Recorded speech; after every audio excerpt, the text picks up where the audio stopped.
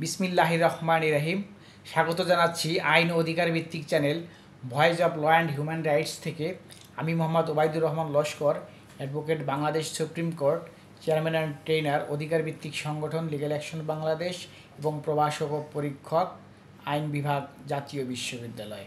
আজকে আমি আলোচনা করব বার কাউন্সিলের গঠন, ক্ষমতা এবং ইহার কার্যাবলী। চ্যানেলটি যারা দেখছেন সাবস্ক্রাইব করবেন এবং নতুন নতুন ভিডিও পেতে পাশে থাকা বেল বাটনটি প্রেস করুন।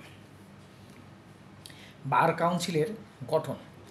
বার কাউন্সিলের নির্বাচিত সদস্যদের মধ্য হতে 2 জন সদস্য বার কাউন্সিলের ট্রাইব্যুনালের সদস্য হবেন এবং আইনজীবীদের একজন প্রতিনিধি থাকবেন। মোট 3 সদস্য বিশিষ্ট একটি ট্রাইব্যুনাল গঠন হবে এবং উক্ত ট্রাইব্যুনালে যিনি সবচেয়ে বেশি বয়োজ্যেষ্ঠ এবং সিনিয়র তিনি ওই ট্রাইব্যুনালের চেয়ারম্যান হিসেবে নিযুক্ত হবেন এবং বার কাউন্সিলের যিনি সেক্রেটারি তিনি এই ট্রাইব্যুনালের সেক্রেটারি হিসেবে দায়িত্ব পালন করবেন। এবার আসি এই বার কাউন্সিল ট্রাইব্যুনালের ভিত্তি কী। বার কাউন্সিল ট্রাইব্যুনালের ভিত্তি হচ্ছে Bangladesh legal practitioners and bar council order 1972-এর আর্টিকেল 33-এর 1 অনুচ্ছেদ অনুসারে এটি গঠিত হয়ে থাকে এবং অভিযোগের তদন্ত বা বিচার, অভিযোগের তদন্ত করার এখতিয়ার বার কাউন্সিল ট্রাইব্যুনালে রয়েছে এবং এই তদন্ত যদি প্রমাণিত হয় তাহলে উক্ত আইনজীবীকে তিরস্কার করা যেতে পারে। ট্রাইব্যুনাল তার সনদ তদন্তকালীন সাময়িক বরখাস্ত রাখতে পারে অথবা স্থায়ীভাবে তার সনদকে বাতিল করার এখতিয়ার ট্রাইব্যুনালে রয়েছে, অর্থাৎ সনদ স্থায়ীভাবে বাতিল হয়ে যাবে।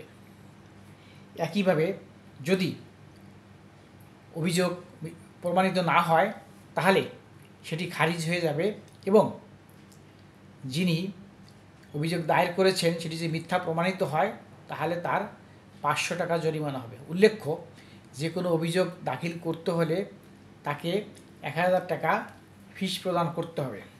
এবার আসি বার কাউন্সিল ট্রাইব্যুনালে কারা অভিযোগ দাখিল করতে পারে।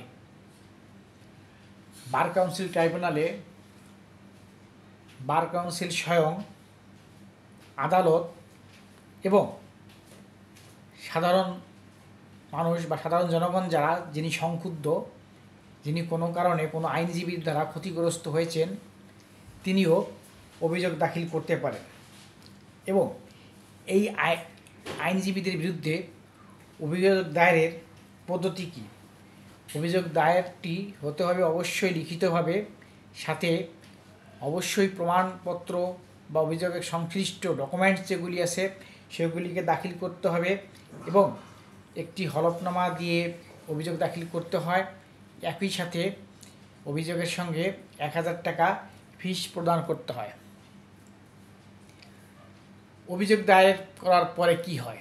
অভিযোগ দায়ের করার পরে যদি সত্যতা না পাওয়া যায়, সাক্ষ্য প্রমাণ যদি না পাওয়া যায়, সেই ক্ষেত্রে অভিযোগটি প্রত্যাখ্যাত হয় বা খারিজ হয়ে যায় অথবা 33 অনুচ্ছেদ মোতাবেক ট্রাইব্যুনালে এটি বার কাউন্সিল এটি ট্রাইব্যুনালে প্রেরণ করে থাকে। এবং বিচার পদ্ধতিটা কী?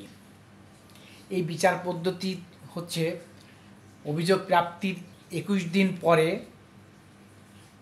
শুনানি শুরু হবে, কিন্তু অভিযোগ দায়েরের 21 দিনের মধ্যে কোনো শুনানি অনুষ্ঠিত হবে না এবং শুনানির 1 সপ্তাহ আগে যিনি অভিযুক্ত আইনজীবী তাকে লিখিত জবাব দাখিল করতে হবে এবং এই জবাব হতে হবে কমপক্ষে 2 সেট।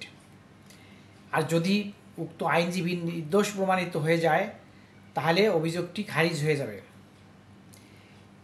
এবার আসি বার কাউন্সিল ট্রাইব্যুনালের কী কী ক্ষমতা আছে। বার কাউন্সিল ট্রাইব্যুনাল, শুরুতে বলে রাখি, এটি one kinds of civil court এবং সিভিল কোর্টের প্রসিডিং অনুসারে এটি পরিচালিত হয়ে থাকে।